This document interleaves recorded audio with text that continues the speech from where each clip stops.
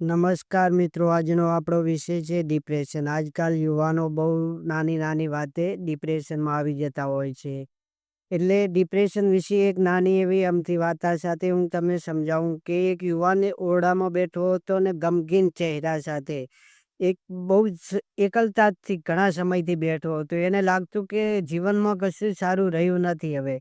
એક દિવસ એના ઘરના દરવાજા નીચે એક ચિઠ્ઠી એણે જોયું તો તેની અંદર લખેલું હતું, હું જોઈ રહ્યો છું કે તું લડી રહ્યો છે, હું જાણું છું કે તું થાકી ગયો છે, પણ યાદ રાખ તારું જીવન હવે અમૂલ્ય છે. એ કાપતા હાથે ચીઠી પકડી ત્યારે એની આંખોમાં આંસુ હતા, કારણ કે એને લાગતું તો કોઈ તો છે એની પરવા કરે છે. એ ચીઠી કોઈની નહીં પણ એની નાની બહેનની હતી.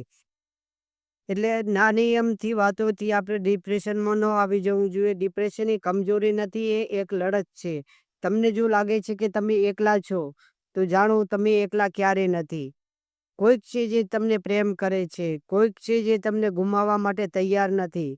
તમારું દુઃખ પણ તમારી ઓળખ છે, એ અંત નથી. જીવન હજુ બાકી છે અને વિશ્વાસ રાખો, અંધકાર પછી સવાર ગમે ત્યારે આવે છે ને આવે છે. એટલે ડિપ્રેશન તમને તોડી શકે પણ આખું સમાપ્ત નથી કરી શકતું. મદદ માગવી એ શરમ નથી, હિંમતથી મદદ માગવી જોઈએ. આજકાલ યુવાનો નાની નાની બાબતે બહુ ટેન્શનમાં આવી જતા હોય છે. ટેન્શન લેવાની કોઈ જ જરૂર નથી, કારણ કે હિંમતથી કામ લેવું જોઈએ. ડિપ્રેશનમાં ન આવવું જોઈએ ને ખોટા વિચારોમાં ન પડવું જોઈએ. ધન્યવાદ, આભાર.